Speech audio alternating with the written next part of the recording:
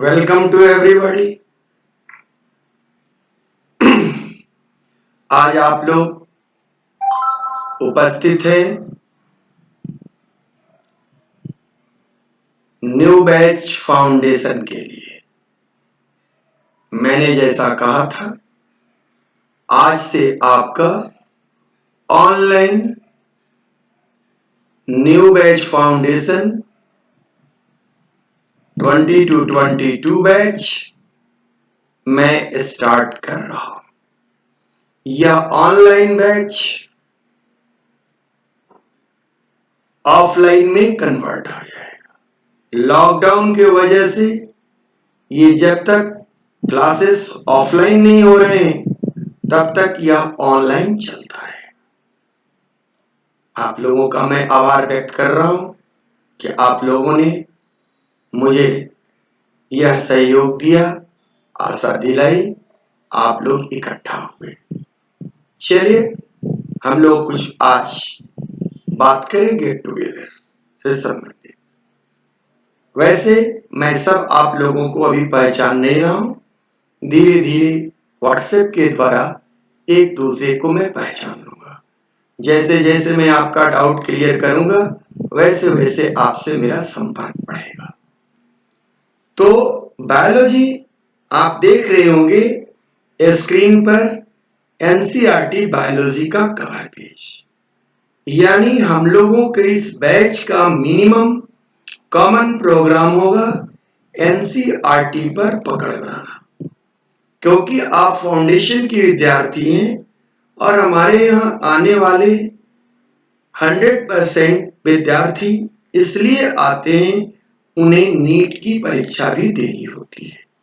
इस संदर्भ में मैं शुरू से ही वैसा काम करूंगा जिससे आपको कॉम्पिटिटिव लेवल की जानकारी हो।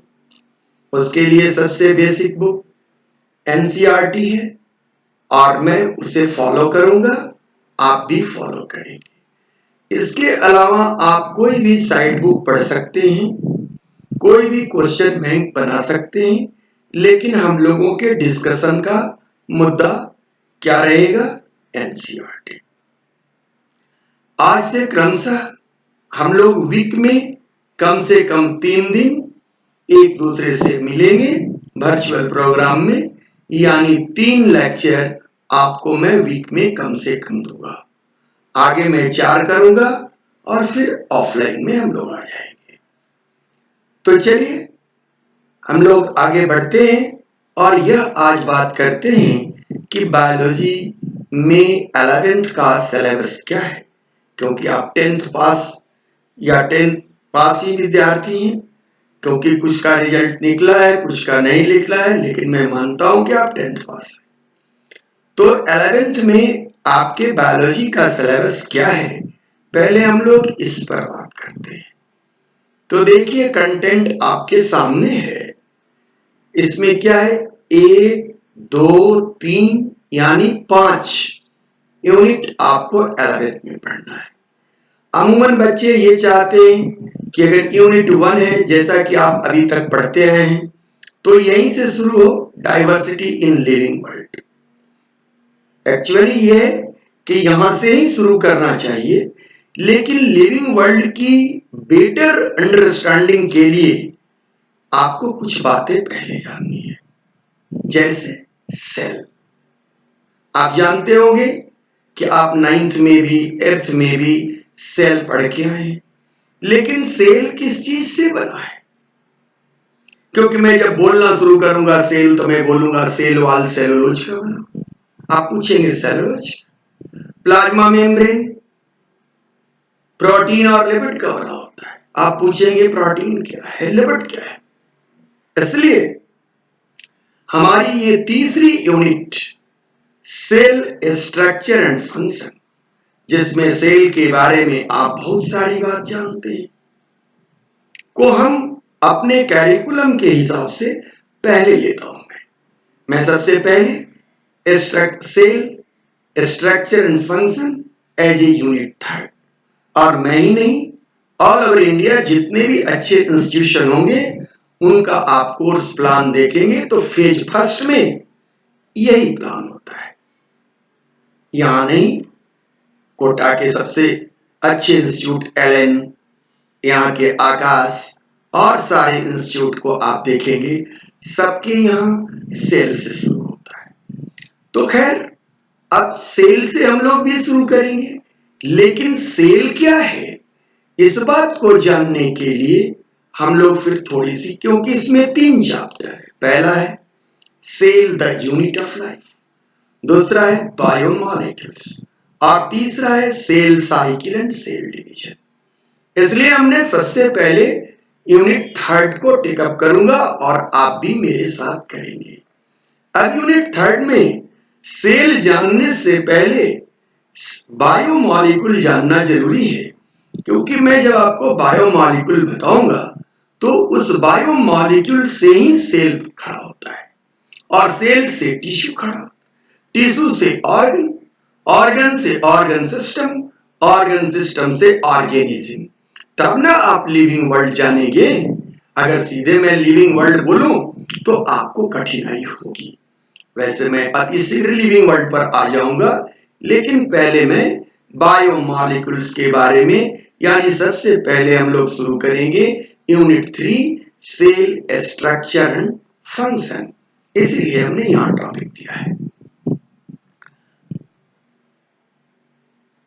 इसके उधर 3 यूनिट था, ये चौथा यूनिट है प्लांट फिजियोलॉजी, 5वां यूनिट है ह्यूमन फिजियोलॉजी, जो कि आपके सबसे इंपॉर्टेंट है।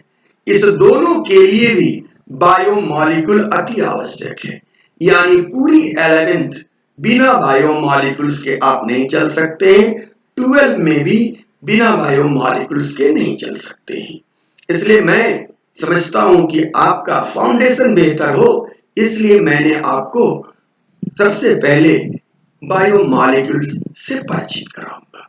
वैसे आपको केमिस्ट्री में भी बायोमॉलिक्यूल पढ़ना है, लेकिन वो 12 में पढ़ना है, तो मैं हल्का सा एज ए इंट्रोडक्टरी आपको 11th में बताऊंगा। फिर आपकी केमिस्ट्री के टीचर आपको बायोमॉलिक्यूल काफी डिटेल्स में 12 में केमिस्ट्री में पढ़ाएंगे। तो आए हम लोग कुछ बायोमॉलिक्यूल्स पर बात करें। तो देखिए, यही चैप्टर 9 आपके एनसीईआरटी का, ये है बायोमॉलिक्यूल्स। अब ये जो बायोमॉलिक्यूल्स है, इसमें बहुत सारी चीजें आपको पढ़ना है, टॉपिक दिया हुआ है।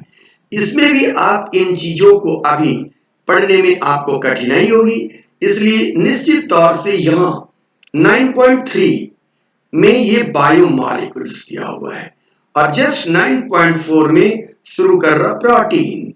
और प्रोटीन के बारे में आप बहुत जानते हैं, बहुत चर्चित, 6th क्लास से आप प्रोटीन पढ़ते आ रहे हैं। आप जानते होंगे कि प्रोटीन क्या है, मैक्रोमॉलिक्यूल है। बायोमॉलिक्यूल कितने प्रकार के होते हैं? 2 प्रकार के, माइक्रो और मैक्रो। मैक्रो क्या है? पॉलीमर है। माइक्रो क्या है? रिपीटिंग यूनिट है। तो प्रोटीन, जिसका दूसरा नाम पॉलीपेप्टाइड है, और पॉलीपेप्टाइड का रिपीटिंग यूनिट क्या है? अमीनो एसिड, जिसका दूसरा नाम पेप्टाइड। इसलिए हम लोग सबसे पहले कहां से शुरू करेंगे? Amino acid and protein. अब इस अमीनो एसिड और प्रोटीन और बायोमॉलिक्यूल्स क्या होते हैं, इस पर हम लोग चर्चा करेंगे। कहता है कि दोज मॉलिक्यूल और those organic molecule found with inside of life are called biomolecule.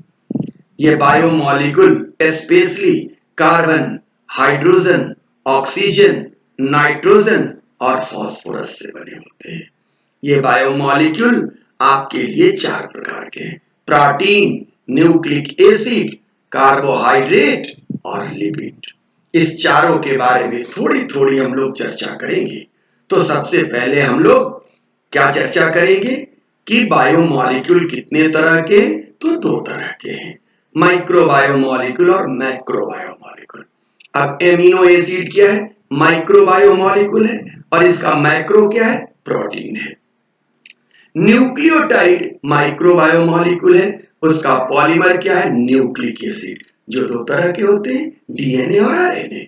उसी तरह से मोनोसेकेराइड यानी शुगर, ग्लूकोज, ये क्या है? माइक्रोमॉलिक्यूल है, और इसके मैक्रो मॉलिक्यूल क्या है?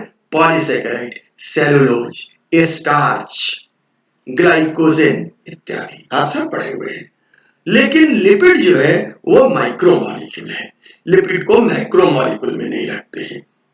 और लिपिड क्या है? ट्राइग्लिसराइड, एक ग्लिसरॉल के साथ 3 फैटी एसिड। आप बायोलॉजी के विद्यार्थी हैं, अगर बेस मजबूत करना है तो इस प्रकार चले, नहीं तो केवल जिंदगी भर लिविंग और नॉन लिविंग में रहे। वो द लिविंग वर्ल्ड क्या है? तो लिविंग किस चीज का से बना हुआ है? लिविंग सेल से बना हुआ है। लिविंग सेल किस चीज से बना हुआ है? ऑर्गेनेल्स से बना हुआ है, माइटोकॉन्ड्रिया, क्लोरोप्लास्ट, एंडोप्लाज्मिक रेटिकुलम इत्यादि से। अब फिर पूछूंगा कि एंडोप्लाज्मिक रेटिकुलम किस चीज से बना हुआ है, तो आप फंस जाएंगे। तब आप बताएंगे कि ये लिपिड से बना है, प्रोटीन से बना है, न्यूक्लियस के अंदर न्यूक्लिक एसिड होता है, सेल वॉल कार्बोहाइड्रेट का बना हुआ होता है। अगर ये बात केवल मैं बोलते रहूंगा तो आप लोग पजल्ड होंगे कि नहीं? बिल्कुल। इसलिए आप ये समझिए कि हम लोग सबसे पहले कहां से शुरू कर रहे हैं? बायोमॉलिक्यूल्स। बायोमॉलिक्यूल्स में सबसे पहला टॉपिक क्या ले रहे हैं? Amino acid. और अब एमिनो एसिड के बारे में बताऊंगा। अब एमिनो एसिड क्या है?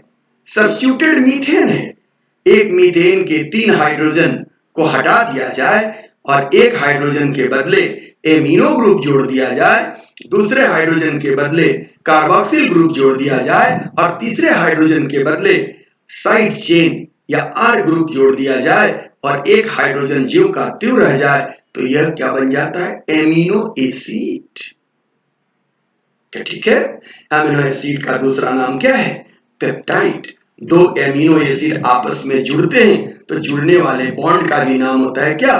Peptide bond. कंफ्यूज नहीं करेंगे। इसलिए बहुत सारे पेप्टाइड आपस में मिलकर क्या बनाएंगे?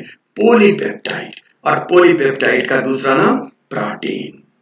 तो आज मैं इतना ही बात आपसे कह रहा हूं, फिर मैं अगले दिन आपको अमीनो एसिड से संबंधित और बायोमॉलिक्यूल से संबंधित बात करेंगे। मैं समझ रहा हूं कि आप लोगों ने सिलेबस समझा होगा कि किस तरह हम लोग शुरू कर रहे हैं। फिर ऑफलाइन में तो आप हमसे सब कुछ पूछ सकते हैं, और भी किसी को कोई समस्या हो तो वो क्या करेगा?